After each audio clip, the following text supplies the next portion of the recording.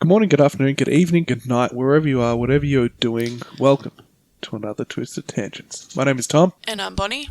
And tonight, we're going to be taking a trip to Snowtown. Their spines had been cut and then he played with them like, a cat would play with a mouse. To yell, your eyes, they turn solid black. Join us in another Twisted Tangent. So just before we get started on this one, I am going to go out and put a warning on this because there is some pretty heavy-duty themes happening here. This thing's got everything from child abuse, rape, pedophilia, and obviously murder. So just fair warning to anyone, if any of these themes offend you, if you're affected by anything like this, this is just a warning. So if you listen, 2 weeks ago, we didn't release an episode last week due to technical difficulties. We have bought an audio interface and trying to get that to work, and new software and yada yada yada. So we skipped last week, and this week we're not using it. We're going back to the old headphones that we were using because guess who still can't use it?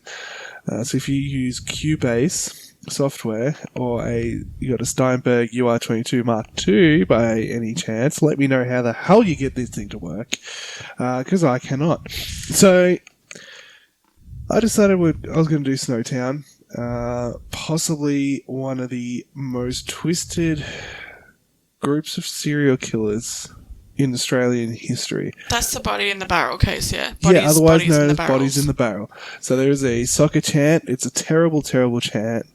But any time that in the A-League someone plays against Adelaide, the chant is, "You put the bodies in the barrel.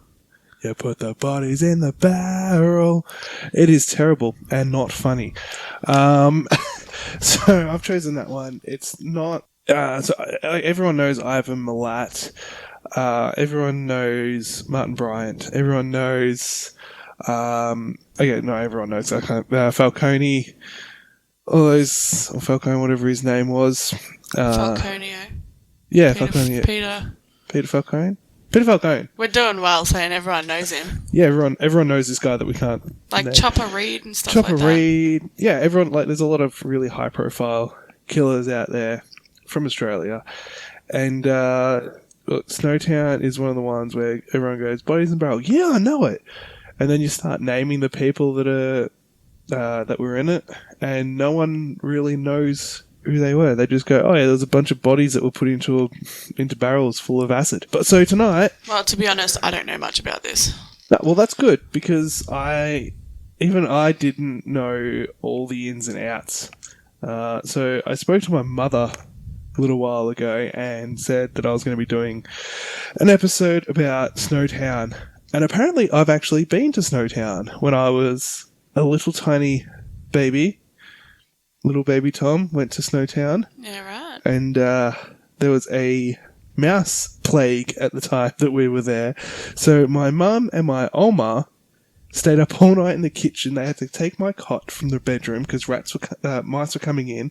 They took my cot, put it in the kitchen, sat up all night drinking cups of tea, making sure the mice didn't get into my cot and eat me. Yeah, right. So it's a bit fucking gross. Yeah, no, that is. So yeah, that's one thing that happened. And my Oma Dion, which is my Oma's mother, she used to bank at the same bank where they stored all of the bodies. For people who don't know what this is, that's Dutch for grandma and great-grandma. Yes. Yeah, my mum, Oma, which is mum's mum, Oma Dion, which is mum's mum, mum's grandma. A lot easier way of saying it there. My grandma and my great-grandma. Yeah, grandma, my great-grandma. So, yeah, Oma Dion used to... her money was actually in the vault where these bodies were before it was closed down. Obviously, it was a working bank, and then it closed down, and some years later, all this went down. But it's just kind of a cool thing. Yeah. When you think, cool... I don't know if cool thing's the right terminology for it. 6 degrees of separation? Yeah, let's go with that. 6 degrees of separation. So, we've been wasting enough time here, so let's get into it. Now, I'm going to give, obviously, you need a bit of backstory about who these people are and how they grew up. So, the ringleader of the Bodies in the Barrel Snowtown murders, John Justin Bunting. He's kind of the main guy that did everything. He was the leader, head honcho. He was born on the 4th of September 1966 in Arla, Queensland. That's near Brisbane, I believe. He was an only child, so no brothers or sisters. And when he was 8 years old, he was playing at his friend from school. He was over at his house when his friend's older brother came in and overpowered the two boys, strapped them down to a bed. He called some mates who came over. They beat up the two boys and raped them. Now, John didn't tell anyone, and he ended up being late home that night because of everything that had happened. His mother was really quite angry that he was so late, and she hit him in the mouth. And the attackers that did this to John and his friend continued to taunt the boys after the rape. So already we're off to a great start. So John, as he's growing up, he became interested in chemicals, and he dropped different insects and bugs into different chemicals to see which ones would kill the bug the quickest and what the effect would be. So he's a little bit of a scientist, could have gone in the way of helping the world, and decided to completely go in the opposite direction and become a serial killer. Isn't harming animals one of the first signs of you growing up to be a serial killer? 100%, yes, definitely. So he actually went from killing bugs and insects in different chemicals to skinning cats. Yeah, okay. Yeah, that was kind of his progression, and then into an abattoir, then onto people. So, you can see, I don't like cats, but that's not okay. Yeah, look, I hate cats too, but I probably would not skin one, I've got to admit. I don't know if they were alive or if they were dead, or I don't know what the deal was, but yeah. I might just say, for my own sanity, that they were already dead. Yeah, let's just go with that, shall we? So, cats were dead when he skinned them, maybe? Anyway, when he was 13, he met a man named Benny, who was in his 40s. That's what you want. Yeah, and Benny had a similar childhood to John, so the two related over that and bonded. He still is a child. Yeah, well, his very early childhood. Yeah. So the two worked out a plan where John would stand on the street at night and lure older men into an alley where Benny was waiting, and then the pair would beat the victim. For fun, they had a thing against homosexuals. They absolutely, if you were gay, they hated you. If you were a pedophile, they hated you. And to them... Yeah, because they were both, raped as kids. Yeah, and they couldn't differentiate between a gay person and a pedophile. To them, it was the same. If you're gay, you're a pedophile, it's exactly the same thing. Okay. Makes no difference to them. So, when John was 17, he fathered a daughter, but the pair broke up before his daughter was born. He spent a bit of time with her till she was 2 years old, and then the mother and child both moved to England. And obviously, he didn't get to see his daughter anymore. Benny and John still remained very close, and then their crime started to escalate into breaking into people's homes that they suspected of being pedophiles. So not necessarily you are a pedophile, it's just, I think you're a pedophile. And they would just break into someone's home. So what they would do, they would break into people's houses that they thought were pedophiles, and they would completely destroy the house, break the glass, just run absolute rampant, and spray graffiti on the walls, and you can only guess what they'd be spray painting on the walls. Yeah. Probably not very nice things. They probably wouldn't be spray painting happy birthday. Have a nice day. Yeah, probably not that. Sorry for the mess. Don't be a pedophile. Probably wasn't what they were going for there. Anyway, when John was 18, Benny died from throat cancer. And obviously this had a pretty big impact on John, seeing as that the two were virtually inseparable. And so John decided to get some mates together, and they would leave Queensland and move to Western Australia. The car that they had kept breaking down, so instead they couldn't make the whole trip all the way over to Western Australia, so they stopped off in Adelaide, where John met and married a girl named Veronica, and he started working in an abattoir. It's, a logical progression from killing insects in vats of chemicals and skinning cats, and now you go work in an abattoir and kill animals and get paid for it. Yeah, I mean, I work at a butcher's, but I could not work at an abattoir. Yeah. It's two completely different things. Yeah. He absolutely loved the job. Loved it.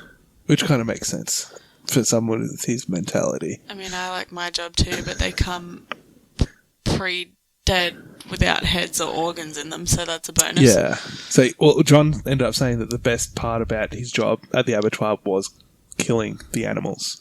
And he was so good at his job that everyone that worked there said he was the best worker ever, the fastest. He had a knife, and he was the single fastest person to have ever worked at the abattoir with a knife. Fucking hell. Yeah, so he clearly absolutely loved killing animals. And this is a time where he gained a fascination for weaponry. So he started collecting weapons, and he said that his favourite weapon was a blowtorch. And he loved it after seeing it burn a hole in a dog that annoyed him. Oh my god. Yeah, people have annoying dogs. It's a thing. But you don't put a blowtorch to the dog. Oh, yuck. Yeah. Now, I believe John was at welding school, and he met one Mark Hayden. So, Mark Hayden was born on the 4th of December 1958. His mother suffered from schizophrenia, and she was constantly in and out of hospital. Mark was a primary carer for his father and received a carer's pension. And they say that Mark was sort of just drifted through life.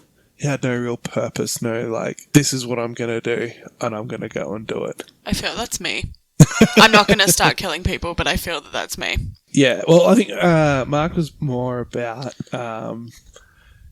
disposing of the bodies rather than the killings. But we'll get into that later. So the other really, really big player in this scenario is Robert Joe Wagner. So he was born on the 28th of November 1971 in New South Wales. So it's interesting to see that all these people are born so far away and all come together in the perfect shitstorm for all this to happen. People do it for boy bands. Why can't they do it as a big group of serial killers? Yeah, well, I suppose this could be a boy band in a way. Serial killer boy bands. Snowtown boys. Yeah, the Snowtown boys. Oh, that's so messed up in so many different ways. So when Robert was 9 months old, his father abandoned the family. So they all packed up and left, and they moved to Adelaide. So now Robert was a bit of a slow learner. He struggled to read and write, couldn't really do too well at school. Shortly after, his mother found a new partner who enjoyed beating Robert. So there's a lot of child abuse going on here. Hell of a lot. Robert was 7, and he was being babysat by the teenage son of one of his mother's friends, who sexually abused him. Robert was so traumatized that later on he tried to kill himself. I'm not sure how far down the track, but it said that he tried to kill himself because of that event, that thing that happened. During high school, Robert struggled so much that he decided to stop going. He'd walk out the door with his bag and uniform, and instead he'd spend time with Vanessa, who was a man in his 30s, also known as Barry Lane. Yeah. Okay. Just looking at I feel like we need to be filming this. Just looking at the expressions in your face. I'm just a little confused, that's all. Yeah, I'm kind of glad that you don't know anything that's happening here. I know, obviously, I've been reading it. I've listened to one of the podcasts, Case Files, which is phenomenal. Another Aussie podcast there about true crime. He's amazing. I've read a lot of stuff. I've watched documentaries. So I think I've become a little bit desensitized to it all. And anyway, so getting back into it. Old mate Barry Lane. So Barry was the child of an abusive alcoholic who'd regularly beat Barry and his brothers and sisters. Again, more child abuse is happening here. What is wrong with people? I don't know. It was the 70s. It's a different era, apparently. The 60s. Yeah, but you can't just be doing that. Yeah, I know. This is only the start as well. I know. It gets a lot worse. I'm not looking forward to it. No, I didn't think you would be. Anyway, so Barry was described as a loner, weird. He was never able to fit in anywhere. He was kind of that, how would you put it, like the poster boy for loner, for weird. Yeah, he was like everything about that. That was him. And by the age of 9, he started to dress as a female, and he called himself Vanessa. So he'd walk around the house in his mother's shoes and her dress and her stockings and stuff like that. And he'd just walk around the house in that. So originally it was just at home, but by the time he was 15, he'd walk around the town as Vanessa. And you got to think that this is a time where that kind of thing is shunned upon. Being gay is illegal and punishable by court. So, this kind of behaviour is very, very shunned. Very looked down upon. It's a completely different era. So during the time that Barry was doing this, he also developed a liking for young boys. And by 1980, he was sent to prison for sexually assaulting 2 12-year-old boys. He was, however, only jailed for 4 months, which I don't understand why such a short prison term. He was released for counselling, which had zero effect on him, and he went back to his old ways. Just went back to everything else that he was doing. So all the locals obviously knew Barry, or Vanessa, and they used to throw rocks at his house and scream abuse at him while he was in the streets dressed as Vanessa. So he's, the whole town is against him. He's still doing his thing. Doesn't want to move out of the situation, leaving himself there for it. Look, personally, I'd probably move. I'd be like, nah, fuck this shit, I'm out. Maybe he liked it. Maybe that was one of the things that he liked about it. What, was that he was getting so much attention. Not necessarily abuse, just the fact that he was being noticed. Yeah. As Vanessa. Yeah, very, very possible. See, when you say Barry, the only Barry I can picture is Barry Hall, who, if you're not from Australia, is a famous footy player, and he'd be an ugly fucker dressed as a woman. So that's the only, when you say Barry and then Vanessa, I just picture Barry Hall dressed up like a woman, and I'm like, oh, that's grim. So you think Barry Hall, and I think Don Lane. Now, if you don't know Don Lane, he was a TV presenter back in the day in Australia. Why do you think Don Lane? Barry Lane, Don Lane, I don't know. Right. Yeah. Yeah. Yeah, you know who Don Lane is? I think so. Really, really tall TV presenter from back in the day. And I don't know, for some reason I keep thinking him, and I've seen quite a few of his interviews, and that would be quite hilarious, seeing him dressed up as this woman. Jesus. Anywho, back to Barry Lane. No, back to Robert, actually. We'll move on to Robert. So Robert's mother was, because this is where everything starts to gel together. This is the shitstorm starting to brew. Good. Yeah, that's the calm before the storm, and now we get the shitstorm starting to brew. So Robert's mother was absolutely furious when she found out that Robert had been spending time with Barry. Robert ended up spending more and more time with Barry as sort of probably a "fuck you, mum" to her. And he'd spend like a couple of weeks there at a time. And so Robert's mother would call the police. They'd go over. They'd pick up Robert. They'd take him home. And then he'd spend a couple of nights there. And then he'd go back. And this went on for a little while. When Robert was 14, so like he's a little kid. Yeah. When Robert was 14, he ran away with Barry, and they were gone for quite a while. When I say quite a while, they were gone for 4 years. Yeah, right. So now Robert's of age, he's 18, and the pair moved into a house together in Salisbury North, right opposite a school, which I feel is probably not an appropriate place for Barry Lane to live. That makes me think of the apartments that are across the road from my work. Yeah. You know, the ones right on the corner. There's like these apartments right on the corner. And then right next to my work is a school. And like the corner apartments have a balcony that looks straight out into the schoolyard. And when I first saw them, I was like, great, pedophile paradise houses. Yeah. Woohoo! Yeah, that's something that they could totally market to pedophiles Yeah. very easily. That's not okay. A little bit of a niche market. A little bit, yeah. But I feel as though they would sell. Yeah, look, they probably would. They probably go up real quick, which is wrong. It's wrong, people. It's wrong.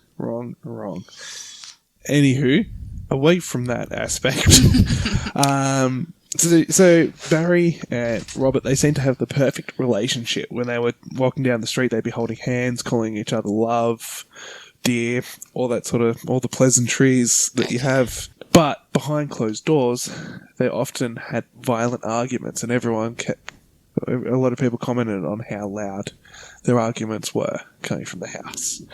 So not everything was as it seemed. Of course, you know, Robert's now finally of age. Yeah.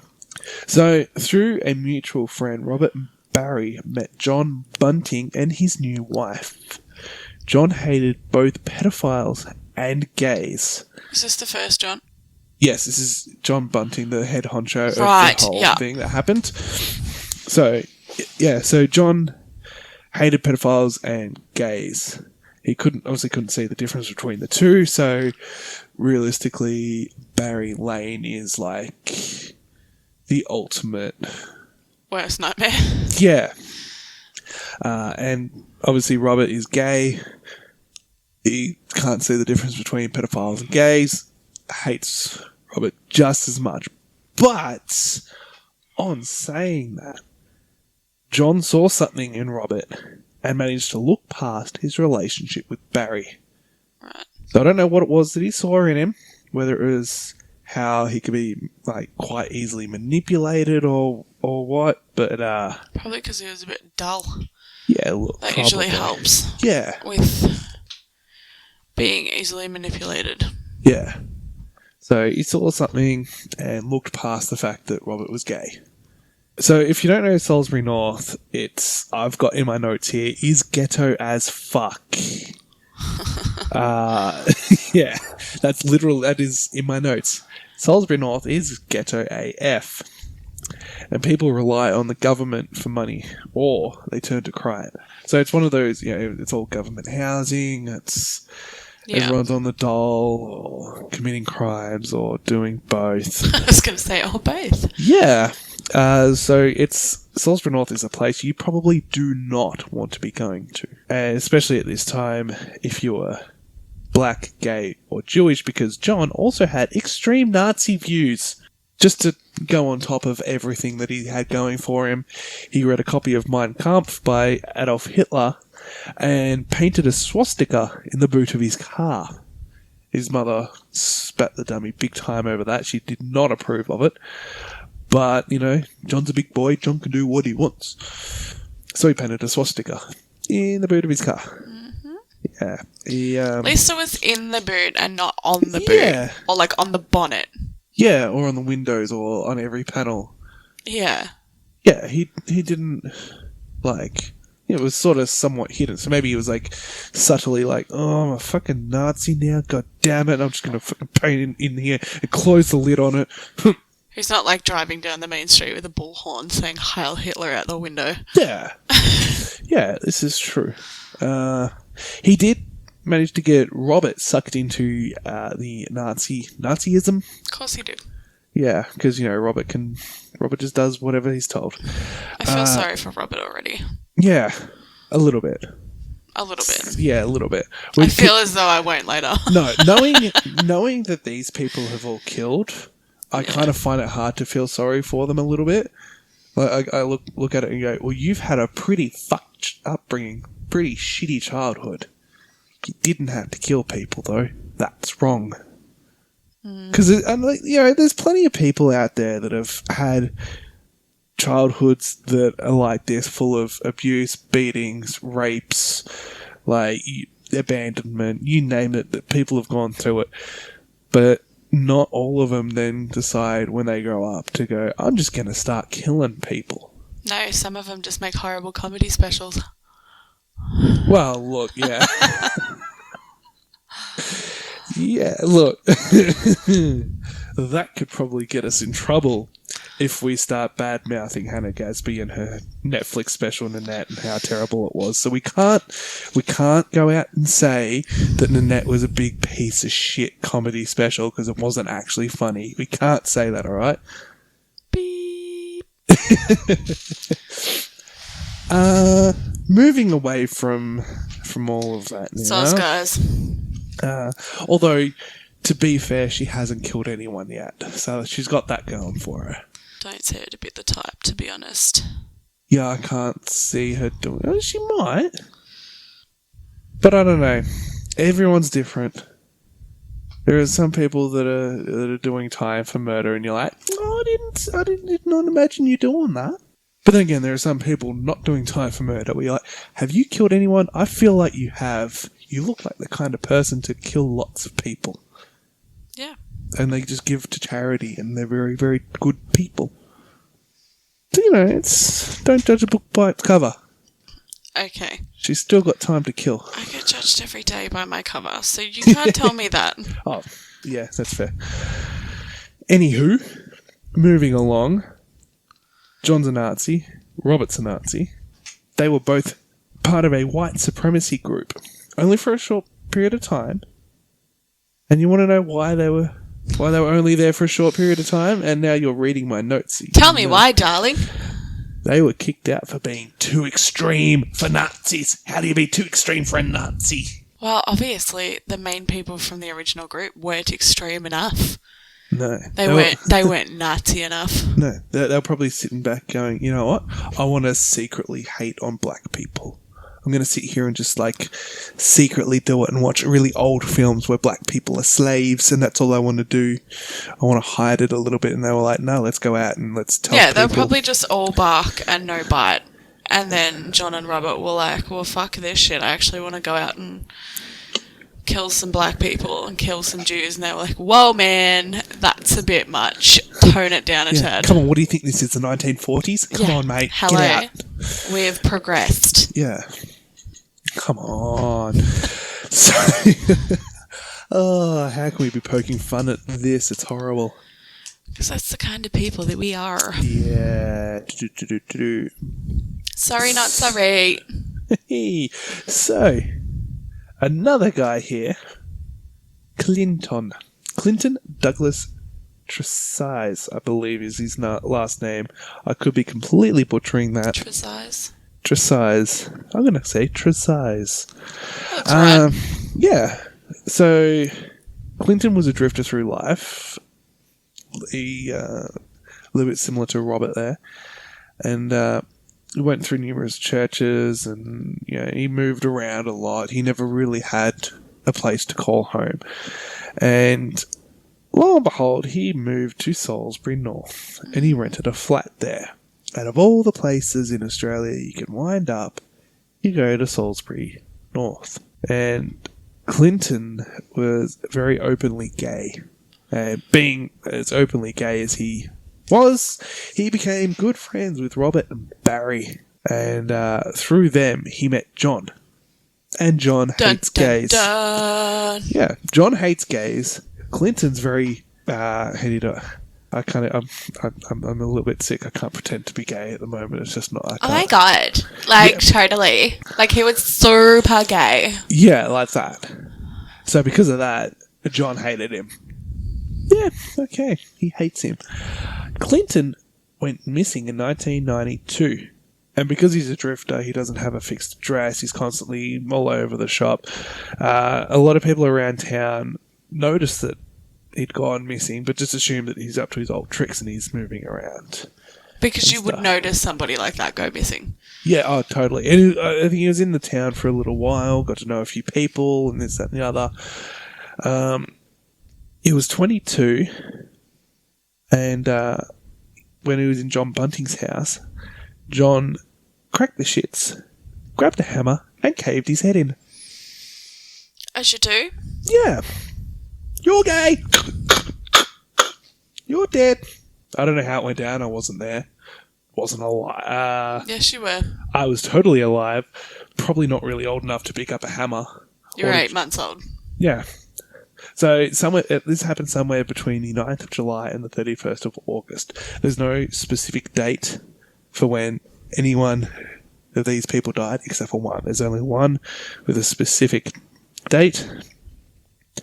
Everyone is between certain days. So somewhere between the 9th of July and the 31st of August in 1992, Clinton Douglas Tresize, who was 22, was knocked to the ground and had his head caved in with a hammer by John Bunting. There's another big hitter in this whole scenario, and I'm going to start with his mother, Elizabeth Harvey. Now, Elizabeth's mother didn't want her and absolutely resented her. She had a number of siblings, and they were all touched by their stepfather when they were very young. Elizabeth was 7 when this happened. When the girls were teenagers, he was raping them. And their mother knew, but she didn't care. Ugh. Yep. One of those. She did nothing about it. She couldn't care less. In fact, she cared so little that she would call the girls sluts for chasing her man. When Elizabeth was 16, she began dating, and she'd bring boys back home where her mother would try to seduce them. Because that's what you do. If your daughter brings home a boy and says, "Look, I have a boyfriend," you then, as a respectable mother, obviously try to seduce the boy, who's all of probably, 16, give or take? Yeah, it's not great. No, it's not. Really not good, is it? Well, it's just petty bullshit spite for taking her man. Yeah, that's the way she saw it. She didn't try and stop it, though. She just went, "You're a slut, you're trying to steal my man. He's raping you, you stop seducing him." Oh my god, anyone who sexually abuses children need to just be put to death. Yeah. So, moving along now. Elizabeth, she attempted suicide. There's a lot of suicide attempts in this. Obviously, aren't many people are very fucking good at it. No, everyone fails. No one actually commits suicide in this, so that's a plus? No, it's not really. Anyway, she was 17, but Mother Dearest saved her life. Oh, great. Yeah. Now, move along. Elizabeth's in her early 20s, and she gave birth to her first son, Troy Ude. The father wanted absolutely nothing to do with them, so off he went. He's gone. Elizabeth ended up marrying a much older man called Spiros, who would beat and rape her. Or rape. He sounds big and hairy. Yeah, doesn't he? Yeah. Like he'd wear gold chains. Yeah. Yeah, sounds like a pleasant kind of guy. Hello, I'm Spiros. Yes, I can't do it. I'm sick. I'm not going to try any more accents or any of that stuff while I can't breathe properly through my nose. Fucking where? Anyway, moving along again. She ended up having 3 sons to him. The first one being Jamie Vlasakis. Remember that name. Jamie Vlasakis is very pivotal in everything that happens here. So she's got Troy, Jamie, and she has 2 more kids. Troy and Jamie were both sexually assaulted by Spiros. Oh, for fuck's sake. Yeah. I'm done with this story already, I swear to God. Jamie has a shit of a time. This is just the bare. This is the foundations of it. There's a lot more that happens to Jamie. So Troy and Jamie were both sexually assaulted by Spiros, who was never reported to the police for his crimes. And one day, he had a heart attack and died. Sucks to be you, mate. Yeah. He probably could have gone in a more painful way, which would have been nice, but he didn't. He just dead. So later on, she ended up marrying Marcus Johnson, who had a 15-year-old son, David. Jamie and Troy both attempted suicide because of everything that happened to them. Both failed. So between them, they've got 5 boys. Yeah. That's a lot. Yeah, that's a traumatic experience in itself, I'm sure. Sure is. So now Troy starts doing what Spiros did, and he's sexually assaulting his younger brother, Jamie. And Jamie was shit scared of Troy, so didn't tell anyone out of fear. Oh my god. So we've got rape. And now we've got incest happening as well. Well, it was already Half incest? Yeah. That's wrong. And now there's a bit more rapey. Gets a bit more rapey here. Oh, great. Their neighbour also liked little boys. Oh, for fuck's sake. Yeah. This town just needs to be burnt to the ground. Yeah, I know, right? This is why you don't live in the ghetto areas. Find somewhere nice, live there. This is why you don't live in Adelaide. Yeah, that's true. At all. Adelaide. To be fair, there are really nice areas of Adelaide. This is just not one of them. This is not one of them. Don't do it. So yeah, their neighbour in Sainsbury North also liked little boys, and he would take photos. He was a keen photographer, taking photographs. Good. That's nice and innocent. He became rather fond of Jamie. So he invited Jamie back to his house and started taking pornographic photos. That's not so innocent now. And then it led to rape. A bit more rapey. And he also raped Jamie's siblings. So, sorry Jamie, don't feel too special. Everyone got raped. He was a very rapey kind of guy. Hide your kids, hide your wife, they're raping everybody out here. 100%. Now, Barry Lane, who was just conveniently good friends with the neighbour, also wanted to rape Jamie. He wanted a little bit of that Jamie butt. Yep, but the neighbour was just like, nah, that's mine, you get away. I feel like there should be like somewhat that's my little boy, but you stay away from it, you hear? Stop. So Barry then cracked the sads. He couldn't have Jamie, so he went to Jamie's mother, Elizabeth, and dobbed on him. What a fucking sock. I suppose it's kind of good that he's like, hey, your sons are being raped by your neighbour. I'm only telling you because your neighbour wouldn't let me rape them too, and I'm having a sock. Well, look, yeah, I'm pretty sure he didn't say that to the mother. He probably would have just gone, they're being raped. Yeah. And just left it at that. He'd be pretty stupid to go, I wanted some. He said no, so here I am. So, obviously, all that's happened. He's gone to Elizabeth, said, this is what's happening. She confronted Troy, who broke down and told her everything. So, Elizabeth decided that she would go and do the right thing. She went to the police. They then started investigating. And then a number of weeks later, they arrested the neighbour. Yay, he's arrested. They've let him out on bail with no restrictions. Yeah, right. So he's just moved back home. He sat outside his house and just watched his neighbours, his victims. He got to sit there and just taunt them. Barry and Robert spoke to Elizabeth about it, and they said that they knew someone who could fix the problem. John Bunting. He went to Elizabeth and warned her about Barry, about him being a pedophile and everything like that. Keep in mind, John hates Barry, but he's keeping him around. Yeah. So he spoke to Elizabeth, then went straight over to the neighbour's house and terrorised him. So Elizabeth's seen this, and she's kind of developed a bit of a soft spot for him. She's like, thank you so much. Oh my God, you are amazing. Now, her marriage is on the verge of breakdown. So she ends up falling in love with John, and they start a relationship. John is still actually married to Veronica. So he's now got a bit of side hustle going on here with Elizabeth. Right. So John ended up using Elizabeth's house for anti-pedophile meetings. And old mate pedophile Barry Lane joined these meetings. Despite being a pedophile himself, he's at an anti-pedophile meeting where they're talking about hunting and killing pedophiles. So this is how Jamie Vlasakis is then moved in. So they've got their relationship going, and they all move in together. They're all in this one fucked up little ghetto rednecky town with all of their rapey stuff. So yeah, that's how Jamie Vlasakis gets sucked into all of this.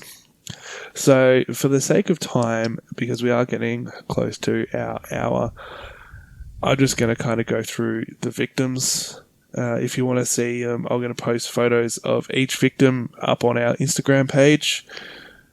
I feel they should have more. How do you put it? I feel like the victims should be out there more than the killers should. So, on saying that, in no particular order, these are the victims. So, remember, Clinton's dead. Now, Ray Davies, 26. He was murdered somewhere between the 25th of December 95 and the 21st of January in 96. And the reason he was murdered is because he was suspected of abusing children. Suspected. Okay, they don't no real evidence. But Barry's kind of feeding them a bit of information because he's kind of in that little circle there. Next one, Suzanne Allen. She was 47. She died somewhere between the 20th of November and the 10th of December in 1996. Oh, my birthday. Yep. Hey, H's birthday. Your birthday. She was buried at John Bunting's house, and her body was cut up. She was one of the first victims, and she was buried at John Bunting's old house, and then after everything had happened, someone came forward and said, "You got to check this house as well." And then they end up going through the backyard with a machine that detects disturbed soil underneath. Yeah. And then ended up finding disturbed soil, dug it up, found Suzanne Allen there in bags. Great. Yeah. So Troy Ude, who you may remember as Vlaskis's half-brother. He was murdered somewhere between the 25th of August and the 8th of September 1998. He was 21 years old. He was accused of molesting Jamie. He was taken to a bathroom, tortured, burnt. He had his toes crushed with pliers before he was murdered. So they kind of... They kill a few people, and then they start stepping it up, and it just gets more and more brutal. So the first one is just a rage attack with a hammer to Clinton's head, and then slowly but surely it gets into torture. Fred Brooks. This is the single most twisted one that they had, torture-wise. He was an 18-year-old. He was murdered somewhere between the 16th and 19th of September in 1998. His mother was in a relationship with Bunting, and Bunting suspected him of being a pedophile. So naturally... How many girlfriends did he have? I have no idea. Yeah, right. Apparently he was quite popular with the ladies. I don't know how. Yeah, who knows. Fred Brooks was intellectually disabled. He was a bit slow, like Robert and stuff like that, so he was very easily persuaded. And they persuaded him to come over, where they tortured him. They burnt him with cigarettes. They've got a thing for crushing toes with pliers. They lit a sparkler and shoved it down the eye of his penis before they murdered him. So that's fucked up. Yeah, that is probably the most horrific one. Yeah, that's just beyond fucked. Make you really hurt talking about it? Yep. Yeah, I don't even want to think about having a lit sparkler. Even just an unlit one. Yeah, just anything going down the eye of the penis sounds excruciatingly painful, let alone a lit fucking sparkler. Yeah. Michael Gardner was 19. He was murdered somewhere between the 31st of August and the 17th of September in 1997. Wagner was offended by his homosexuality, so he was killed. For fuck's sake. Yeah. These aren't even, like, decent reasons for killing people. Yeah. Being offended by someone's homosexuality is probably not just cause for murder. Just putting that out there. Like, if he tried to put his cock in your ass, then yeah, maybe. Maybe not murder. like a stern bashing or something, sure. But Yeah, but he's an angry man. he is. Yes, they're all very angry. Gavin Porter was 21. He was murdered somewhere between the 3rd and the 8th of April in 1998. He was strangled, and the reason he died was because John Bunting deemed him a waste due to a drug habit he had. So he's addicted to drugs, and because of that, John Bunting strangles him because, oh, you're a waste. Yeah, no, I can see that. Yeah. Gary O'Dwyer, 29, murdered somewhere between the 27th of October and the 14th of November in 1998. Gary O'Dwyer was murdered because John Bunting said it had been a while since he killed someone. That's got to be a fucking joke. Apparently that's what it was. Apparently Bunting's just like, you know what? I haven't actually killed anyone for a little while. Yeah, let's go kill someone. Oh, look, here. This guy, Gary O'Dwyer. Dead. It's like us getting tattoos. It's got the itch, needs to get it fixed. Yeah, well, apparently that's what it's like for murder. Apparently it's addictive. One that I'm okay. I'm not like, oh, why kill him? I'm a little bit like, yeah, well, he can die. Barry Lane, 42, murdered somewhere between the 15th of October and the 15th of November in 1997. He was a known pedophile, obviously. The only reason why he was kept around for so long is because he dished out information on other pedophiles to John Bunting. So this is like their whole crusade was about trying to kill all these gays and pedophiles. And only a couple of them turned out to actually be gay or pedophiles. So they kind of fucked up there. Thomas Trevelyan?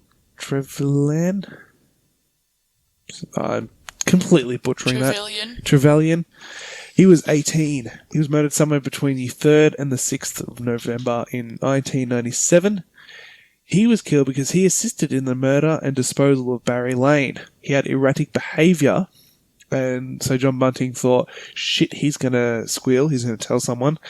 And so Thomas was hanged to make it look like a suicide. Elizabeth Hayden, Mark Hayden's ex-wife, she was 37, murdered somewhere between the 20th and 26th of November in 1998. She was murdered because she knew too much. So, like, yeah, okay, I can see reasoning behind it. Do I agree with it? No. Yeah. But I see reasoning. The last one, David Johnson, Jamie Velasquez's stepbrother. He was 24. He was murdered on the 9th of May, 1999. He's the last one to be murdered. He was a bit of a computer whiz, IT guy. He was looking for a new computer. In 1999. Yeah. Outstanding technology. Oh, wonderful. So he was told by Jamie that there was one for sale in Snowtown at the old bank. So he was lured there. Again, David Johnson's a bit slow, a bit, easily persuaded. Apparently that's also another running theme here. So he was brought into Snowtown, into the bank, where he was then ambushed. He was tortured into giving his PIN number for his bank card, where then I think it was Jamie then took the card over to the bank to make sure he was telling the truth. When he got back, no more David, he's dead. So what did he do, though? Nothing. He was looking for a computer. That's what he did. Fucking hell. Part of his flesh was actually cut off and wrapped up by Robert Wagner, who took it to a friend who lived nearby. And Robert went, hey, I've got some roux meat here. So they fried it up and they ate it. There's a bit of cannibalism in this as well. Yeah, right. Yeah, this has got everything. Absolutely everything is in this. How did I not know the details to this? That's the thing. This is one of those... Although I didn't really know the details for the fucking Port Arthur massacre either. Port Arthur, yeah. Yeah, that's it. I'm behind in my own country. That's right. Bring me up to speed. That's right. That's why we're doing this podcast, to become more enlightened about the sick and depraved side of society. Is that a good thing, though? Probably not. So, on the 20th of May, just 11 days after David's been murdered, the police entered the bank vault for the first time. There is footage of it online. They obviously film a lot of stuff, so they had the 1999 Handycam with them, the potato, filming everything. When you see them walking in, and they've got just a black tarp up over the bank vault. They open it in the middle. Black barrels in the bank vault. So they called up a forensic scientist and said, "This is what we've got. What should we do?" And this bloke that they've called up just goes, "Could be anything. Open it. Open the barrel." So one of the officers opens up the barrel, and he sees a decaying foot. And they're like, "Oh, we've got bodies. All right, fuck." So they bury the bodies, and they obviously cut them up to fit them in the barrels, and they put some kind of acid in there, which ended up working against them, as the water content from a body mixed with the acid virtually neutralized it, and in turn preserved the body.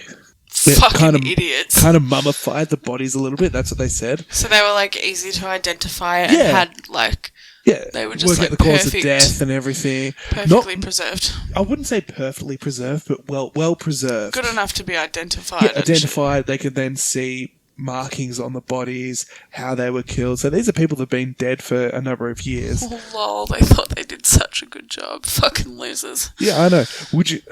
At no point would you think, "Oh, hang on, how's this going?" And open up the barrel and have a look and be like, "Oh, can we drain this somewhere and refill it with acid? They're not decaying very quickly. We could be fucked on this." Would you not think to do that as a serial killer? I know they'd been put in acid, but you'd have to think that... Well, I would think, because I don't know any better on the situation, that even a body in acid would smell after a while. So you'd have to think, if you keep going into this vault and keep putting more bodies in barrels in these vaults and the vault doesn't smell, I'd be a little bit why doesn't it smell like flesh in here? Yeah, I don't know, maybe having them in the barrels sealed in the stench? Yeah. I don't know if that would. I'm not a forensic scientist. I haven't killed anyone and shoved their body into a barrel to test these things. That's good to know. I didn't ask you that question before we got married, so that's good to know now. No, I'm 100% Me either, kill-free. just by the way. Good. So Bunting and Wagner ended up facing court together, and then Hayden was on his own, and Vlaskis was on his own. Vlaskis received a 26-year sentence because he was pivotal in helping the police. He gave them a 2,000-page statement. Fuck me. Something like a massive statement detailing everything. What a little squealer.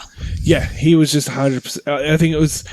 They're not sure if it was because he was offered a reduced sentence or if it was because he felt guilty. Most people tend towards he felt guilty. Now, there was a court order to conceal his identity. So I don't know if Jamie Vlaskis is his actual birth name or not. But if you type into Google Jamie Vlaskis Snowtown, there's a photo of a guy that looks suspiciously like Iggy Pop with yellow sunglasses on.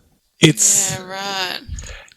So you got to think about that. 26 years from 1999 is 2025. Oh, yeah. So I'll pop that up onto Instagram, but that's supposed to be James Vlaskis. I don't know if it's actually him or if it's an actor or what, but either way. 2025. There is a movie. He'll be out soon. Yeah. Yeah, James Vlaskis will be out soon. He didn't commit all of the murders. He was kind of roped into it, and they say he was Reckon he would have killed Troy. Yeah. Which is fair. And apparently, he did kill. He killed. There's no doubting. No ifs, ands, or buts about it. He killed people. So he received 26 years. Mark Hayden, was charged with assisting with the disposal of bodies, and he received 28 years. They didn't pin a single murder on him, I don't believe. He was just there as a clean-up guy. He'll be out soon too. Yep. And now, Bunting and Wagner. Apparently they, during the entire court case, showed no remorse, no emotion, nothing. They just sat there. Well, you wouldn't. If you've been doing this for so many years and you'd killed that many people, there would be no remorse. No remorse, no emotion. They sat blank-faced. And especially if you felt that, like if you hated gay people and pedophiles and you were killing gay people and pedophiles, you would feel that your crimes were completely validated. Yeah. Everything you're doing is justified by your hatred towards gays and pedophiles. Mm. So, but they obviously, being a court case, they go through every single tiny detail. I feel sorry for that jury. Yeah, photos, videos. Yeah, fuck that. Everything. They also played audio tapes. Oh, no. Yeah. Not of killings or anything. What Bunting and Wagner would do, they would write down a small script and they would record their victims saying it. And one of them, Suzanne Allen, the only one they weren't charged for her murder, she said that she'd met someone overseas. She was going to live with him. So they had this recording, sent it off to all of her friends and relatives. So then it didn't look suspicious on their behalf. She's gone missing, but she's left a voicemail that's her saying she's gone overseas and not to worry. So, but they claimed that Suzanne Allen died of natural causes and all they did was bury her in his backyard. Now, because she was there for so long, they were skeletal remains when they were discovered. Yeah. They could have slit her throat and she could have bled out and no one would know. Yeah. So they couldn't actually pin that on her. There's zero evidence to explain how she died. However, for the other 11 murders, they received 11 life sentences without the possibility of parole. So both Bunting and Wagner will never get out. Now, something that happened somewhat recently.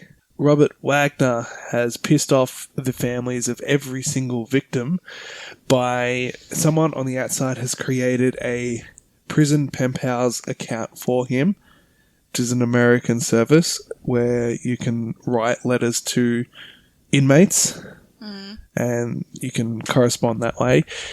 Robert Wagner has an account there and he's looking for interesting conversations with women. And the victims... Isn't he gay? Yeah, maybe he's changed. I don't know. But apparently that's what he wants. And all the victims that the families have all said, no, he should not have an account. He should have nothing. Which is fair. I can't really argue with them on that. Yeah, that's fair. Yeah, so that's something that's happened recently. Then again, you could say that about any inmate. Yeah. You could say, no, they don't get to talk to normal people. Yeah, anyone that has life without parole, I reckon they should just kill them. You're never getting out of prison. You're so against corporal punishment. Yeah, though. I know. I am against corporal punishment, but I mean, you're doing life without parole. There is zero chance of getting out. You're just going to be taking up taxpayers' money. Yeah, free up some space. Yeah, all in America anyway, let's be honest. Over here, not so much of a problem. But they do kill people in America. Yeah, I think most states still have capital punishment. I think it's starting to die down a lot, though. I don't know. Can we bring it back? No, maybe we should bring it back for special cases. What do you think? Do you agree with capital punishment, or are you against it? Let us know on Instagram. Let us know on Facebook, Twitter, We're probably YouTube. going to get a few of those people that are like, killing people to show people that killing people is wrong is stupid. Yeah, killing someone just makes another killer. Which I can't argue it does. Yeah, but the government fucks you up anyway, so... Yeah, blur. yeah, 100%. So yeah, there's the bodies in the barrel. Holy the shit. Snowtown murders. I've just gone over it relatively quickly. Case Files is an amazing podcast. He goes into it in a 90-minute episode about Snowtown. I feel as though you could probably go on even longer with Snowtown. Yeah. You got 12 victims there. You've got multiple killers and their brutal upbringings. Yeah.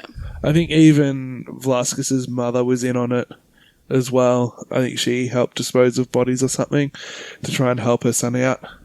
Well, yeah, she knew too much. She was killed, so I can see that she probably would have helped a little bit. It was all very, fucked up, messed up, traumatic. So, one somewhat good thing that come out of it is Snowtown turned into a very popular tourist destination after this happened. Of course it did. So obviously Snowtown has received a massive boom in their economy. It did, however, quickly die out.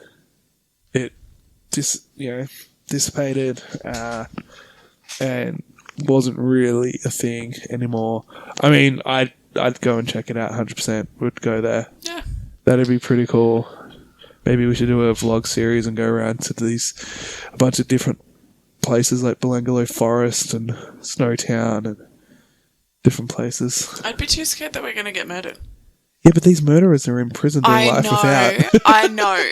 But in my brain, my anxiety goes, don't go there. That's where people got murdered. You're going to get fucking murdered. Yeah, Some like copycat killer or something. I don't think we really have. A bajillion years later. Yeah. Just randomly happens to start on the day that we turn up. Yeah. That'd be our luck, though. It would be. We have the worst luck in the world, so that would be our luck. We would get murdered. Yeah. Little update. Speaking of luck, I don't know where the correlation is, but our last episode when you received a random email. Yeah. For those of you playing at home, I emailed the, what's it called? Hunter Killer. Yeah. I emailed the Hunter Killer Facebook page, just letting them know that Siobhan from the UK had signed up with my email address. Siobhan had signed up with my email address, and that the poor girl was not actually getting her emails to start receiving her shipments, which she had paid for, so that's a little bit shit. So yeah, I just emailed them and I was like, just letting you know that she's given you the wrong email address. And they thanked me a lot for that, and they said that they were going to try and get her correct email address. And I haven't heard anything else. So I kind of wished, I hope they have found her. Yeah. Siobhan, if you're listening, I hope you got your box and you're figuring the clues and shit out. You're welcome. And if anyone from Hunter Killer is somehow listening to us, hit us up. Yeah, let us know if you found it.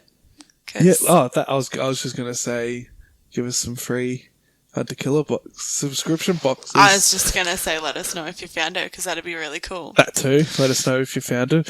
Give us some free subscriptions, and we'll do them on YouTube and stuff. You're a fucking loser. It's getting late. I'm tired. I'm sick. Stop using that excuse. I have man flu. Do you want me to call you a wambulance? I'll go hospital. No, I've got man flu. Everyone knows what man flu is like. Great. So you can imagine what my life's like right now. I have a husband with man flu and 2 sick kids. Fucking kill me. And that's how the serial killer started. I'm a snap and just kill everyone. Not my kids, because I love them. Maybe him, though. Yeah, that's fair. Wouldn't blame you. So with that, hit us up on our social media accounts. Everything's at Twisted Tangent Podcast, except for Twitter, which is at Podcast Tangents, I think it was. Podcast Tangents? Podcast Twisted. Just search stuff and you'll find us. Please let us know if you are enjoying listening to our podcasts. I know the audio quality is not amazing at the moment, but we are working to fix that. And hopefully in the near future, we will have really good recording equipment and we can bring you some really good quality content. Again, if you have any stories that you want to share, if you just feel like sending us a message saying, hi, do that too. Let us know what you think, what we can improve on. So, with all that being said, my name is Tom. And I'm Bonnie. And you have yourself a good night.